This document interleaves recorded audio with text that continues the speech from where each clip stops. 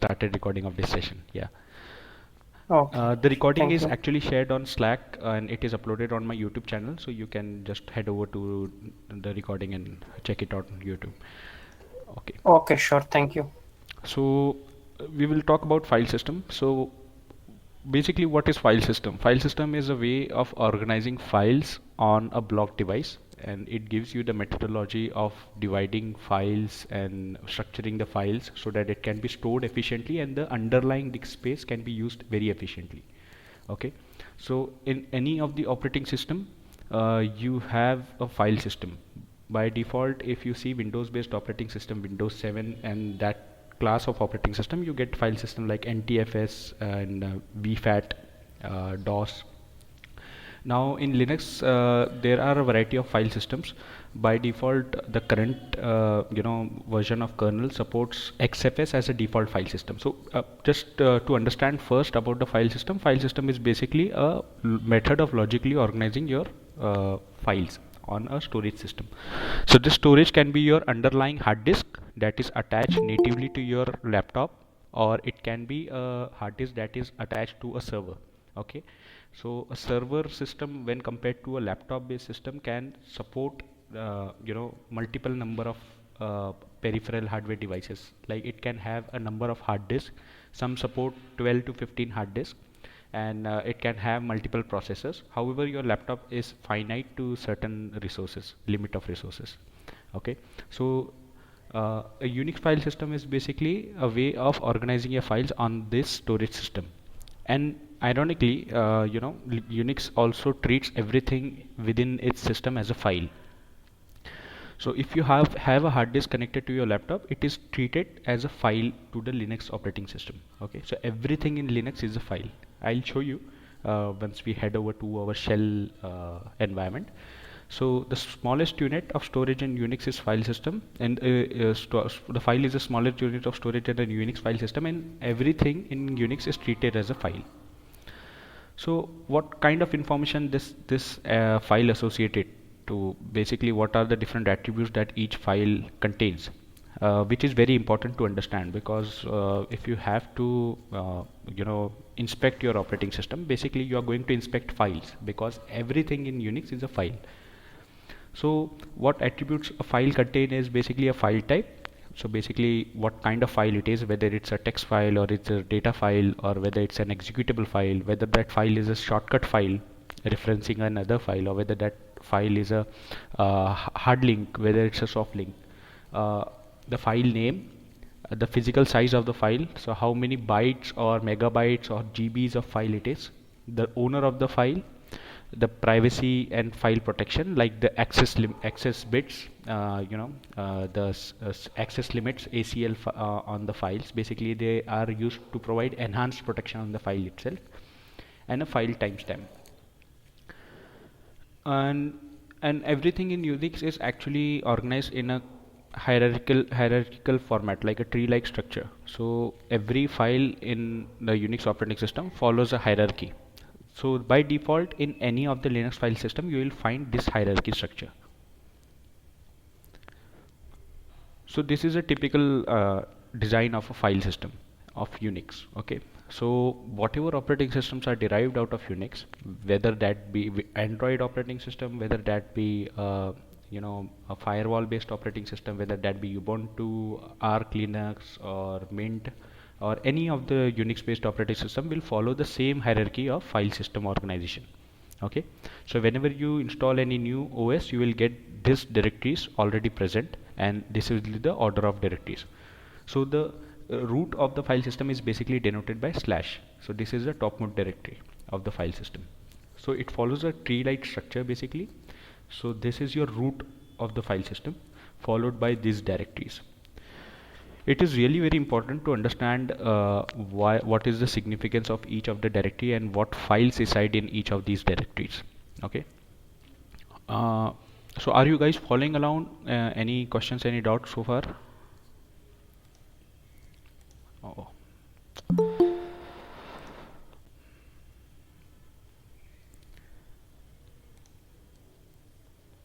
No, we are good. Yes. So Muhammad Hassan, this question basically Linux and Ubuntu. I have explained it in more fundamental distinction between these two things in the Google Sheet. You can take a reference from there. Yes. So Tapendra, I am going to take the further discussion there. So any issues related to my voice or anything? All good? Yes, all.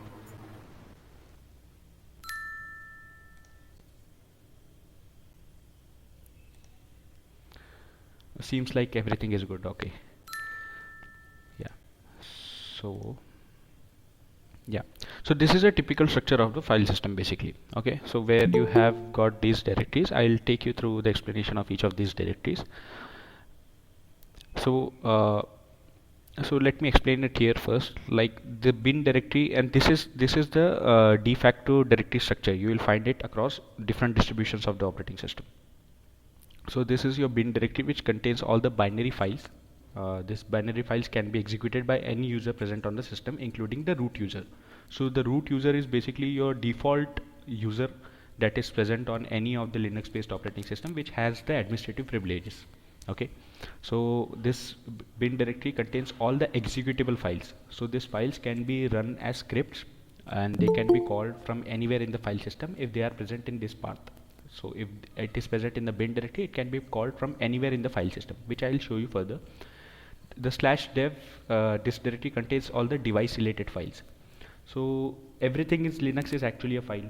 Okay, we all know like everything is treated as a file. So every device that is connected to your laptop is treated as a file, and each device file resides in this directory.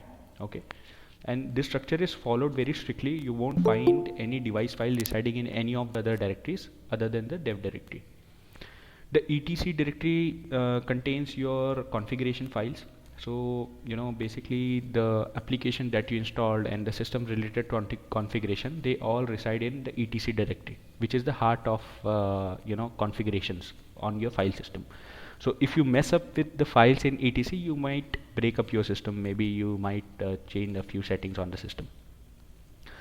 The home directory is the directory where the new user that is added to your Linux system, a home directory for that user is created. So if you see here, M. Thomas is a user who has his directory created under home directory. Okay, so how do we traverse to this particular directory on the file system? We will provide first the slash, that is the topmost directory. Then we provide the name of the directory slash home, then slash name of the users directory. So this is the users directory, that is M. Thomas. So any new user that I will add to the system will reside under slash home. Lib will contain all the library related files. Okay, so all the system related libraries and the application libraries will reside under this folder. Uh,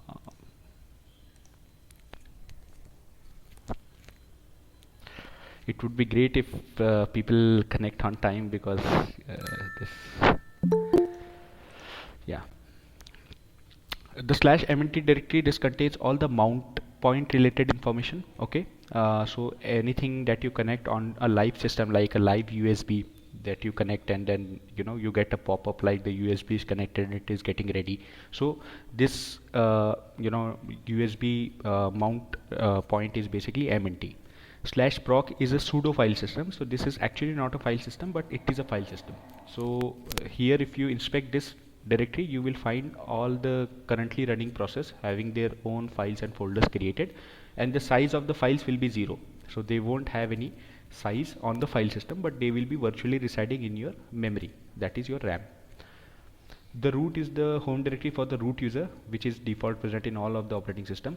Sbin contains all the binary which is used by the root user. Okay, so Sbin related binaries can only be executed by the root user. However, if you have any special privileges to execute each of this any of these executable, then you can also execute the binaries present in Sbin.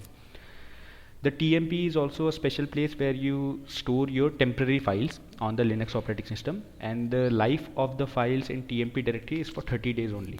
Okay, and after 30 days the file will get deleted, and even if you reboot the system, the files will get deleted in the TMP directory.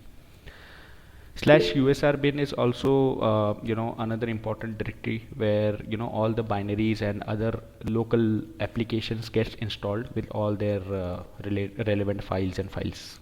uh, yes. Okay. Yes. So the lib directory basically contains all the system related libraries. So your libraries like the glibc library or libc library, the C++ wrapper library for kernel, and all of the related kernel files also reside in lib directory. There is also one important directory here, uh, which is actually not present. We will inspect it directly on the system. Okay.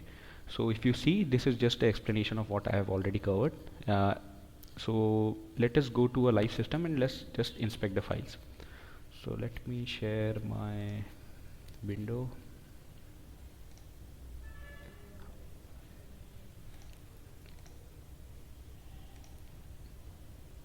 If during the presentation you guys have any doubts, please let me know. Yeah. Alright, so this is my personal Linux laptop that I'm using here. So if so basically please ignore these commands. We will see these commands at a later point, but just I'm inspecting the directory structure of my Linux system. So if I see here, so these are the directories that are present by default on the Linux operating system. So if you see, this is the bin directory that we saw, which will contain all the executable files. So if I go to bin, so these are the different executable files. So if you see, ls is also present here, the command that I'm using very frequently. Okay, so this is what is ls. So this command is basically used to list the directory contents. It is basically like listing what is present on the underlying path where you are currently in. So if I see, I am currently in /bin, which contains all the binary related files which we saw in the slides. Now if I see from where ls is being served, which command is basically used, so which give you the path of the executable. Okay, so if you see bin ls /bin ls, so slash is the root that is denoted by slash. Okay, so this is the root, this is the directory that contains the executable, and this is the actual path under bin /ls. Okay, so which ls will give me the path from where the ls command is being executed, and it is being served from this particular directory. And this has other important shell commands as well. If you see here, there are commands like which is also present here, which I was currently using. Then you have got which it is also present in usr bin which, so it is present at two different locations. Okay, so usr bin also contains the binary files. So basically if you see on the operating system, on the file system of the Linux operating system, anything that the folder that is your bin folder will contain mostly your executable files. Okay, so these are the executable files that are present in the bin. Now let us go back. So if you see, I am in the root directory slash. The another important directory that I was wanting to cover is the boot directory. So let us inspect the content of boot. Yeah, so this is the boot directory which gets installed like this, gets set up when you install a new operating system. So whenever you will install an OS, a Linux based operating system, you will get this boot directory which contains all the important kernel configuration files. So these files are necessary for booting the system. So when you stop and start a Linux system, then you require these files to boot the system. Okay, so it contains the initial RAM disk file and the VM Linux kernel file. So this files actually start the system and give you the interface through which you interact with the system basically. So you can even set the settings in this particular folder, like in grub it will contain all the grub files, which is a bootloader. Okay, so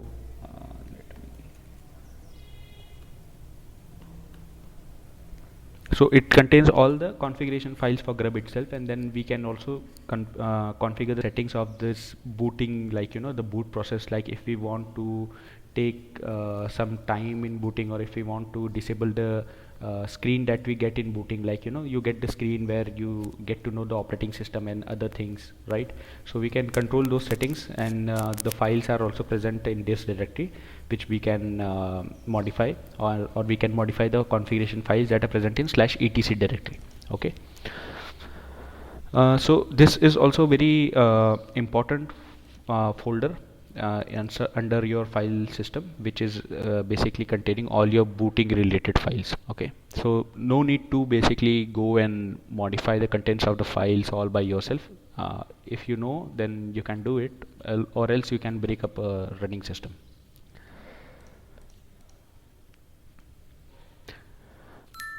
Similarly, if we see, these are the other directories. So if I go to cd home, so these are the two users that are present on this system. These are the home directories of those users, and the other directories are pretty explanatory. Like the temp directory contains all the temporary files that are present on the screen, on the system basically, and these are the regular files and folders that I had explained you in this slide. Yeah. Now, one important concept here is the proc file system. Yeah. So if you are following me, I am inside the proc directory. Okay. So the proc directory that I told you was a pseudo file system. So it is actually not a file system, but it is a file system. So if we inspect any of the files here, like it contains all the running system configurations. Okay. So whatever configurations of the system you have, it will have the files and folders present in this particular directory, and each of these folders that is represented by this number is a process that is currently running in my system. Okay, so let's say if I have to inspect the process for my yeah, so I am using Voco screen. This is the screen recorder which I am using for recording my classes. So if I see, it has a directory present here. Okay, so this is the process ID, and we are just going to inspect the folder itself. Okay, so for this process ID, a folder is created. So for every process, a folder will get created in the proc file system. Okay, so if I go here, so this is the basically file structure. This is basically the structure of the files that the current process is actually using. Okay, so if I see on the exe, you will see this exe is a symbolic link to the Voco screen, the application that I am using to record this class. Okay, so by inspecting this particular folder, I can figure out which task is running and what process is running and what it is doing actually. Okay, so current working directory, if we see the cwd, so for the current working directory, it is basically pointing to the home directory of this particular application. So it is installed at my user's home directory, and from this cwd is actually pointing to that location. If you see, it is pointing to my user's home directory, and under which there is the config directory for Voco screen. Okay,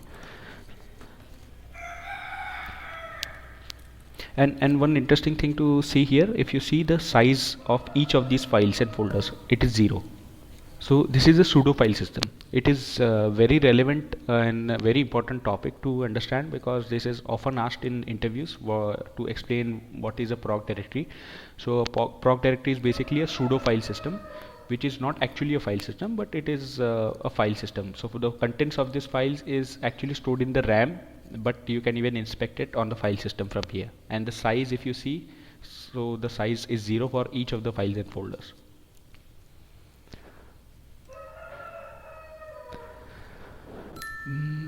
Yeah, so let us get back to the presentation. So any questions so far?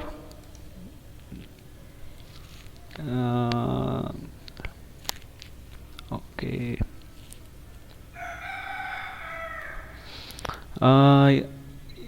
Yes, Mansi, so is there anything that you are specific that you are not able to understand, or you want me to quickly repeat what I was teaching you so far.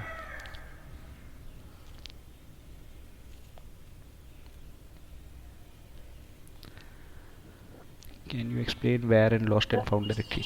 Yes, Tapinder. So, yes, please. Hello.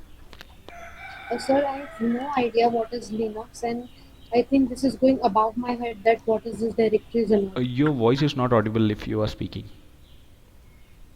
I am new, very new for this Linux, and I'm not understanding anything. Everything is going above my head. This what is under slash directories and all. Uh, Maybe if you have any queries, you can type it out. Yeah, so what I was saying, the explanation between where and lost and found directly. Okay, yeah. So,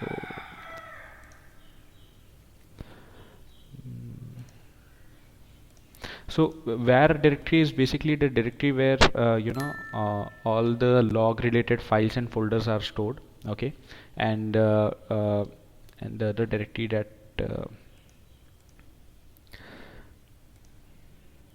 lost and found directory is basically created whenever you create a file system. So if you will create a file system at a block device, you will find a lost and found directory, which is created as a part of the file system creation. So you can find this directory is lost and found directory on a newly created file system. So if you have, let's say, a fresh new block device and you want to create a file system on it, then once you create the file system, you will see a lost and found directory getting created there. And where directory contains all the log related files and folders. What would be the content of lost and found directory?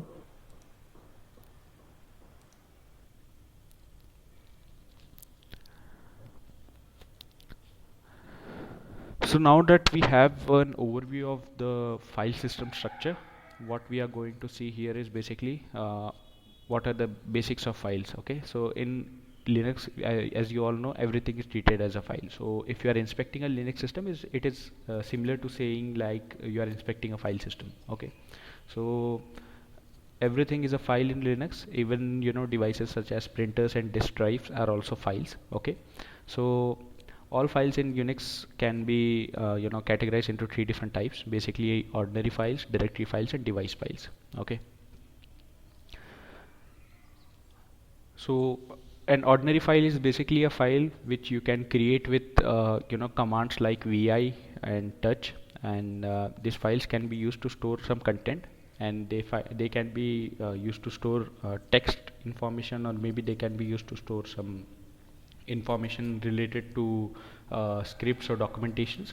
Okay, so each of these files are called as ordinary files. However, the folder is a repository. You can say it as a repository because it will contain multiple files, ordinary files. So a folder is denoted in a Linux file system by a dot and double dot. Okay, and the commands for creating the directories is basically mkdir, and to delete the directory is rmdir. So we will see this on the command line. Just give me a second. Yeah,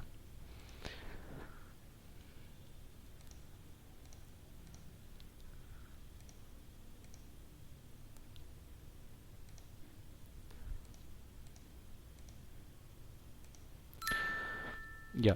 So if I see here in the directory, like I am in temp directory, so we will inspect a simple regular file first. So let me create a new file, touch of new. Okay, so I have created a blank file here. Its name is new. So this is basically a regular file. So a regular file is denoted by a dot in front. Okay, and these are the permission bits for the regular file that is created. I am logged in as root user, hence the user is root, and this is the name of the file and the timestamp for the file creation. Okay, so this is the file that I have created. Now if I create a directory, I cannot create a directory with the same name as that of the file. So in my current location /tmp, I have already a file present with the new name, so I cannot create a directory with the same name. However, if I just append one to it, my directory is created. So this directory is denoted by a D in the start. Okay, so if you see, this is the directory denoted by D bit at the start, and this is the permission bit. I'll explain you permission in further class. This is the root user that created this directory, and this is the directory. So a directory can contain number of files. So basically all the files can be clubbed together into directories, and this is basically your regular file. So a file can be anything. It can be a doc file, it can be a JPEG file, it can be a PNG file, and these files are basically represented by dot. Okay, now let us inspect some device files. cd dev. Okay, so if you see here, these are all the device files. So these are currently the devices that are connected to my system. Okay, so if I inspect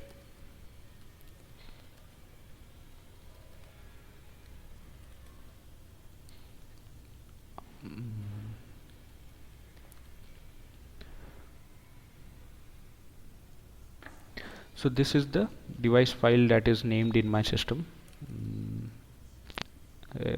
Yeah, quite strange name actually. The device file name for the hard disk start with SDA SDB, and it is named as NVM E0N1, something very strange.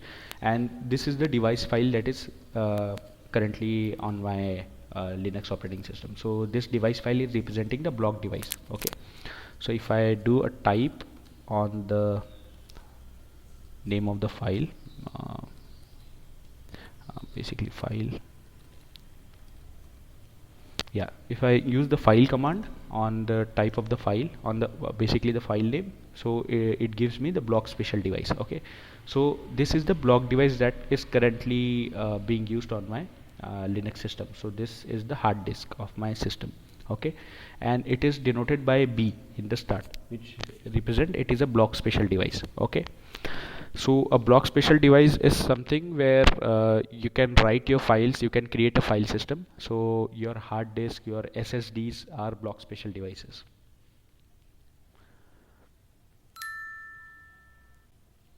Now we will inspect the files that we created. This is the temp and new one. So if you see the file I created, this was the empty file, hence it is giving you empty, and it is a regular file, and this is a directory, so it is giving you a directory as a file type. This is another basic command that you can use to determine what is the underlying file type. So you need to pass the path to the file and then followed by file command. So so the important thing here to understand is basically everything in Linux is a file. Okay, so whatever you are doing across any of the Linux system, you are basically manipulating files, or you are working around files. Okay, you are starting a process, that process is also getting registered somewhere on the file system, and it is storing its content on the file system. And that is basically the place where the /proc directory comes. So /proc directory has all the processes that are running on your system. Okay, any questions so far?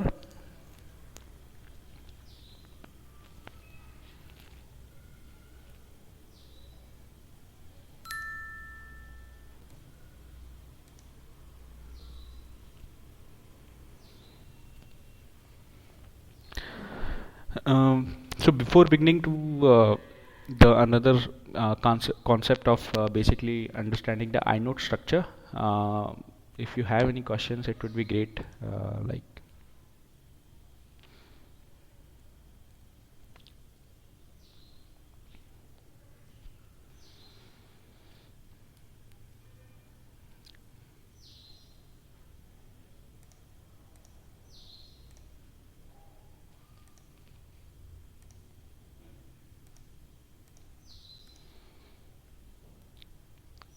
okay, I think there are no questions. All right, so we can move ahead with the inode structure. Now the inode structure is another important thing to understand on the file system, because whenever a file system is created, inode structure is maintained by the file system. Okay, the inode structure is basically it stores the information about your file, and this information is referenced by the operating system with the help of inode. So basically inode is like metadata information of your file, like metadata of your data, you can say. So whatever you create on your file system, so it is represented in the file system with the help of inode. Okay, so in the inode structure, basically what is stored, like every file has its unique inode number that is associated, and operating system uses that inode number to track the file on the file system. So we may track the file by the name of file name. We may track the the file by on the file system with the help of file name, but operating system basically uses an inode number. So this inode number contains the related information to basically help the operating kernel understand this is the file that the user is basically asking on the file system. Okay, so every file has its own inode number associated with it, and if you see here, this is the inode number representation for the files here. So this file 1.txt has the inode number of 9700532, and this inode will be unique for each of the files in the file system. And also the inode also stores the information related to the ownership of the files, the location of the file, and the permissions of that particular file. So whenever you create a file, a relative entry is made in the file system with respect to that file in a form of an inode number. Okay, so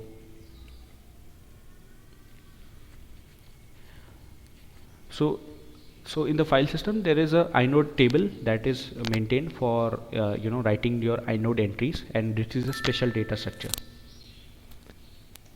This is a special data structure which is being used to store the information about the file. Okay, so what kind of information is stored about the file is basically the name of the file. If you see here, it is the name of the file, the size of the file, the device on which the file is basically stored, the inode number of the file itself, okay, the type of the file, whether it is a directory file or whether it is a empty file or a regular file, okay, the access related information of the file, so the timestamp at which the file was created and it was modified and last accessed, the permissions of the file, okay, so the permissions that we saw on the shell, the read write and other bits, so that permission information is stored, the user and group information of the file, okay, the block related information of the file, so in what block of the file system is that file actually residing, and the IO block number. So we will inspect this on the file system itself, but this is the information that you can get when you want to check for any of the file that we have created. So let us go to the file system and just check.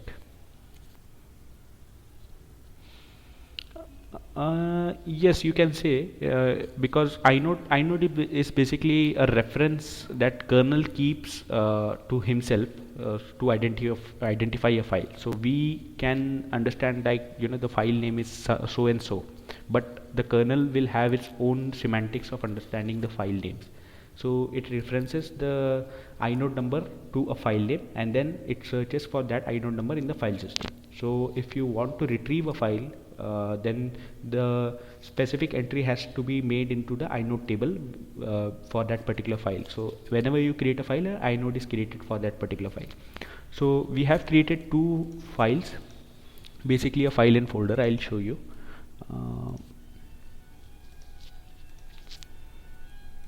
So this is the file that we created, a regular empty file and a folder that we created. So let us inspect the inode number of this file. So we can use the command ls-li to see the inode number.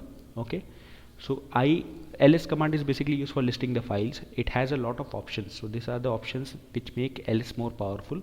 And if you see here, this I represent the inode number. Okay, so this is the inode that is created for this particular regular file. Okay, now if I inspect the directory,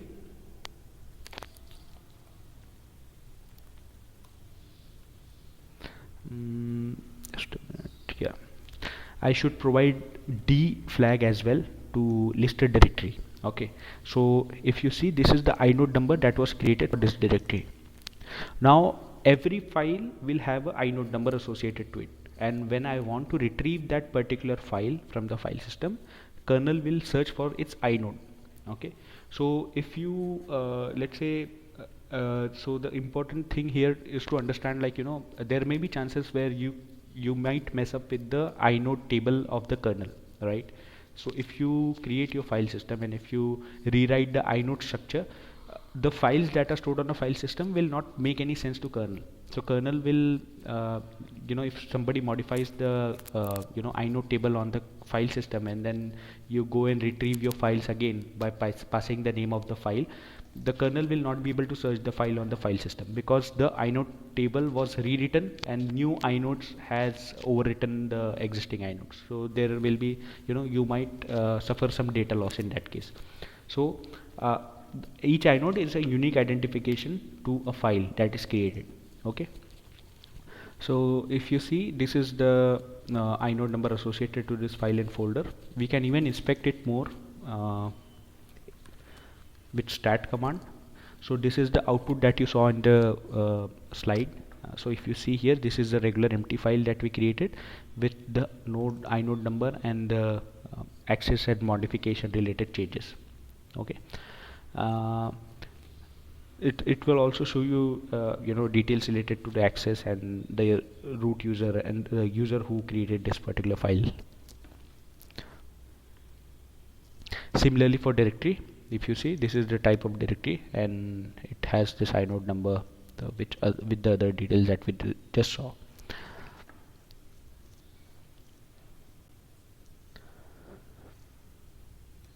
Any questions so far?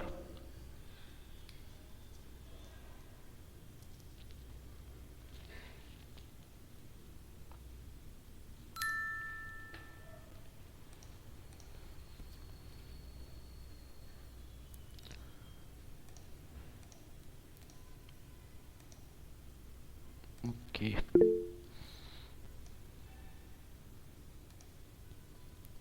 All right, that is good. So let us go forward. Yeah. Now that we understand, this is the inode structure, and basically Unix operating system creates its own file system, and when we write to the file system, the Unix operating system in its file system creates a inode table in which whatever we write on the file system, it will create the subsequent inode related information for the files and folders. Okay, now that is good for us to understand how the data is getting stored on the operating system itself. So the data will be organized with the help of inode table and the different inodes that we will create for files and folders. Now another concept of files and folders which is very related to it is links. So links basically are the shortcuts that you create in your Windows OS. So when you want to create a shortcut on your desktop for any of the application, just for the convenience, you create a shortcut on Microsoft Windows, but on Linux based operating system you will create a link. And link is basically the tool that is used for creating two types of link. Okay, so first is your symbolic link. So this symbolic link is basically your shortcut file that you can create on anywhere on the file system, and it will reference the original file. Okay, so similarly the way you create a shortcut on a Windows operating system.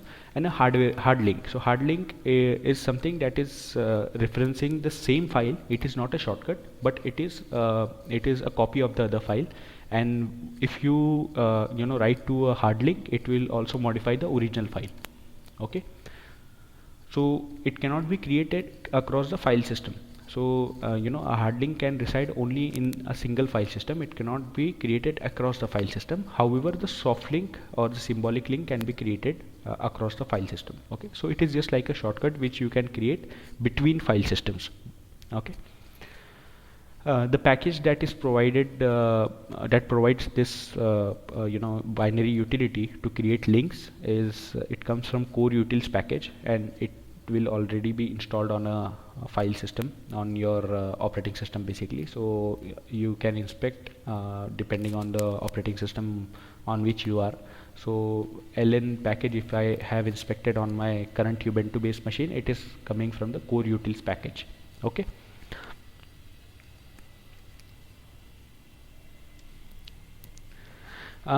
So the hard link is basically referencing the same file. If you see here in the slide here, these are the different files that I have present in a directory, in a users directory. Okay. Now this is the file inode information that I have shown here with the help of stat command. So if you see, this is the inode representation of this file, stat file1. Okay.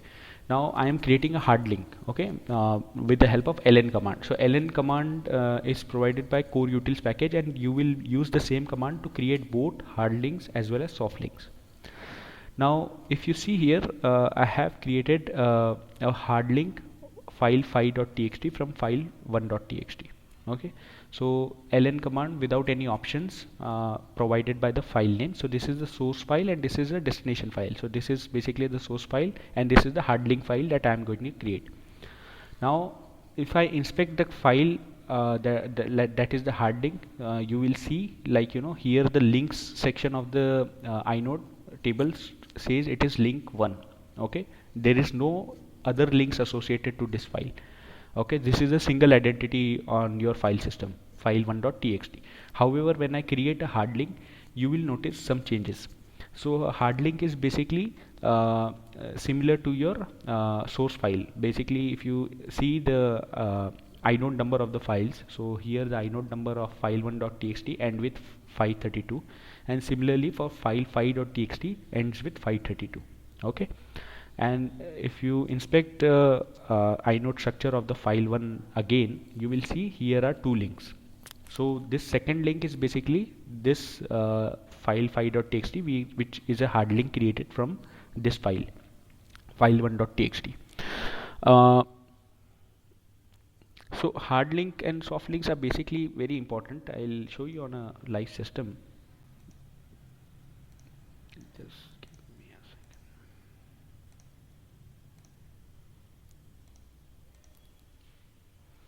Yeah, so let us go back to our temporary directory. Let me create a file, touch new one. No, it won't create. Let me create file1, file2. Yeah, so I have created two regular files. Okay, both are empty files. Now let us check file1. So it has the inode number of ending with 128. Now let me create a hard link. Okay, so file1 to file3. Now I have a hard link present on my system. Okay, so now if I have to inspect the file1 again, you can see here the file1 has this inode, okay, and it was having link 1 here. Now it is also being referenced by a hard link that I created. Now the hard link is file3 basically. Okay, so both the files are basically all of the files are basically empty files. If I just inspect, all of these files are empty files. There is nothing present in this file. Okay, and also file3, if I inspect file3, you will see the same inode being referenced, same as that of file1. Okay, lsfn li files2. So if you see, these two inodes are same, right? So the hard link is basically hard link is basically a reference to the same file. It creates the copy of the same file, but it cannot work across file systems. Okay, so this cannot work across file system, but it will be created in under the same file system, under the same location of the file system. Okay, and if I do, so let me delete that file.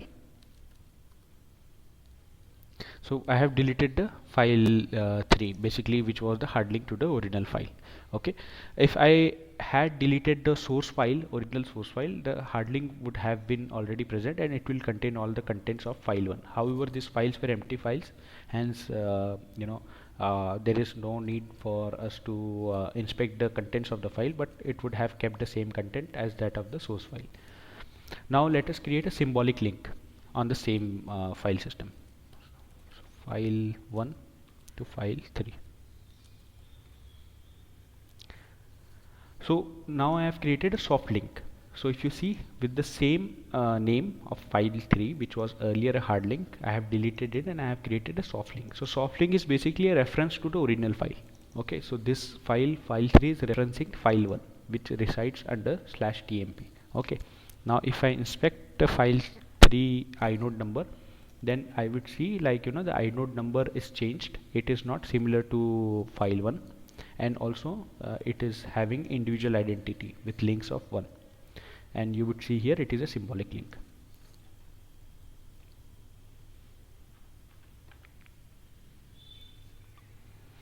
A symbolic link on the file system will denoted by the starting bit of L. Okay, and this S is basically a socket file. If I inspect this file, so there are different types of files on the file system. So this is a socket file, and file 3 is your symbolic file, symbolic link to file 1. Okay, so it would be best if you can log into your personal Linux laptops, or maybe the cloud instance that I have provided you, and inspect the different files on the file system. And if you have any queries, any doubts, please let me know.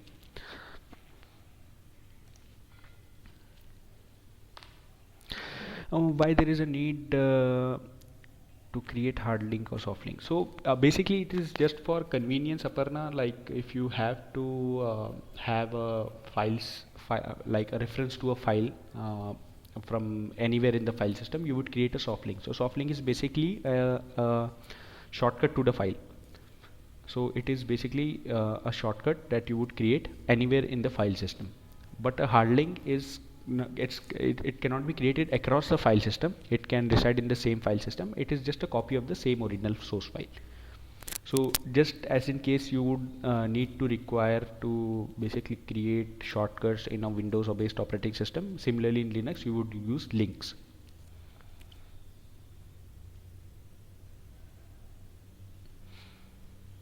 Yes, so everything on a Linux file system, everything that is stored on a file system gets an inode number. That is true for everything that you store on the file system. However, when you create hard link is just like a copy of your original file. So it would also copy the same inode number as that of the source file. Okay, so if you have a source file with an inode number ending with something like 128 that we saw here, so the hard link will also contain the same inode number. So it is a copy of the file. It is a copy of this file. Another important thing that we will see here is, let me delete the source file. I have deleted the source file. Okay, now you see this link is actually broke. This link is actually referencing file 1, but file 1 is nowhere present on the file system. So this link is actually a dangling link. It doesn't have any reference to the file because the original source file was deleted. So this file is actually of no use because you don't have any source file. The file that it was referencing, we just deleted it. So but in the case of hard link, when you delete the source file, the hard link will stay. So hard link is basically a copy of your original file.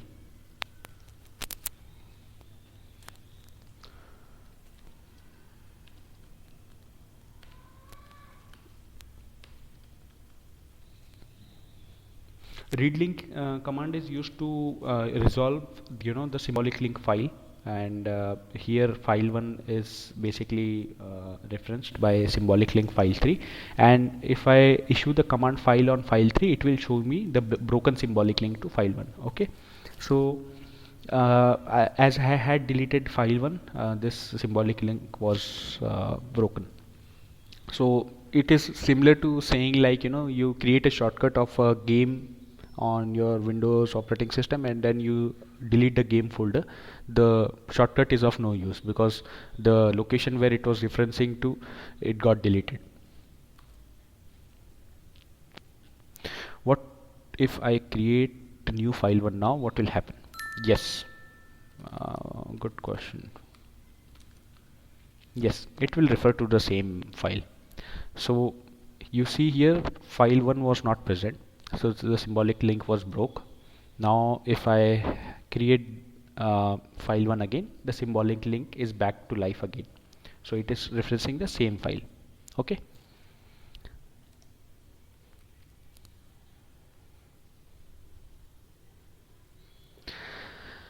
If we modify the inode will differ. The inode will differ. Inode will always differ for hard link, for soft link, and regular file. So these are the regular files, and this is the link file. So the symbolic link will differ, but not for hard link. And another important question here is, if we modify one hard link, what will change? Will that change be present in other file as well? Yes, it should be present. So let me create ln file 1 to file 4. So as I had told you, it is a copy of file ls-li file. So file 4 is basically your hard link to file 1. Okay, now let us do our most popular program of hello world of file 4. Now if I inspect file 4, it has some content. Okay, I have appended hello world to file 4. Now file 4 is actually a hard link to file 1. So as I have appended this content to file 4, it will also get appended to file 1. So similar content will be present in file 1. If you see, both files have same content and they have the same inode number as well.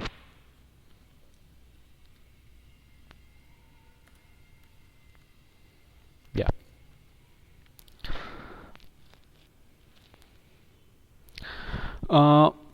So another important thing to know here is basically when you are working as a Linux system admin, or you want to make the most of the system, if you know the fundamental basics of files, it is very easy for you to troubleshoot system or get into the different directories and folders and inspect files there.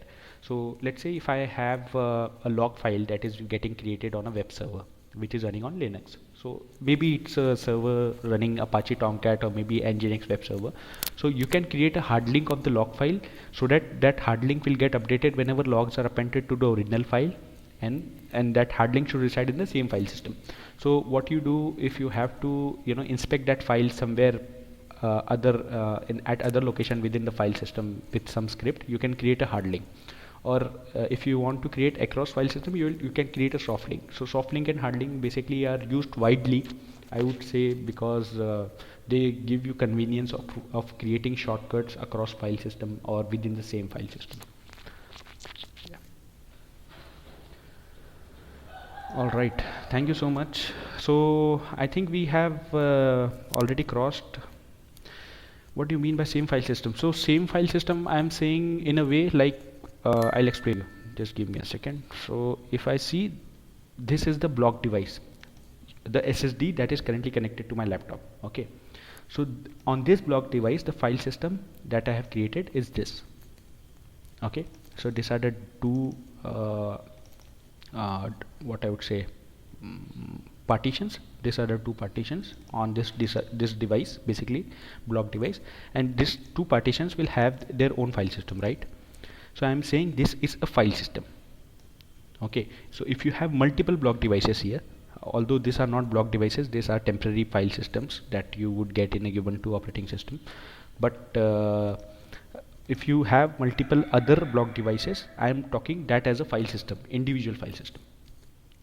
So I can add another what I would say, a pen drive. A pen drive will get detected here, and it will have its own file system. It can have an NTFS based file system or exFAT or other file system on which the pen drive was originally formatted on.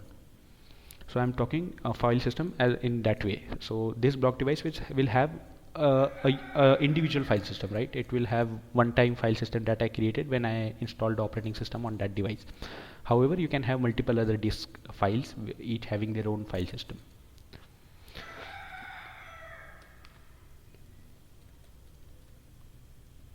Yes, and if you see, I was saying, like, the file system that is present on the Linux operating system, it can be other than XFS, it can be ext4, ext3.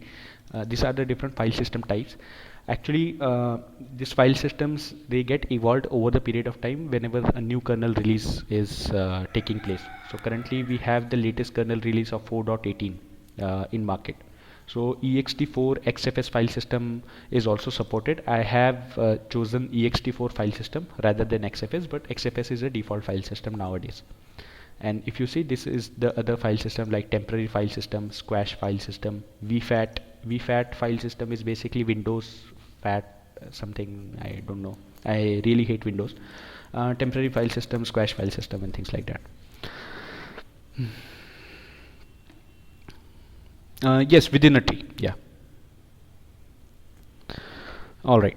So I'm really glad, like, you guys are actually maintaining your numbers when connecting to these sessions. I'm really very happy to see this, and I really request you to please join on time so that I don't mess around with the screens. Like, I have to come here and admit people, and it's really annoying sometimes, but still I can manage. But it would be great if you guys can join on time, and I'll update the today's session, like how much it was completed, and we will see from tomorrow what is to be completed. So any other questions, any doubts, you can still reach out to me with your questions on this sheet, Google Sheet. It is having a lot of interesting questions. Okay, so the responses here are anonymous. I will encourage you to post your questions here, and you guys also have access to the Linux based instance, so you can even use that Linux instance to connect to the machine. Yeah, before I forget, Navneet, I will just cover your problem. So Navneet is having some problem connecting with Putty onto the remote instance that I have provided. Yes, Navneet. So if you see, I had one session stored in Putty. So this is the regular Putty interface that you would get on a Windows or a Unix system. Okay, you provide your instance IP that is present in the email here. Okay, and you can provide the details of your SSH here. So in the session, you provide the IP here. The port number of SSH is always 22. And then in the auth section under SSH, you provide the key file that I have provided you. Okay, so here with putty.ppk file works with Putty. Okay, so when you want to authenticate to remote system with SSH, .ppk works on Putty. However, on Linux system, .pem file works. So I have attached both the files just for your convenience. Okay. So with this way, I can start my session. I don't have this user present on the system, hence I am getting this error. But yeah, I think if you get the idea, please let me know. Yeah.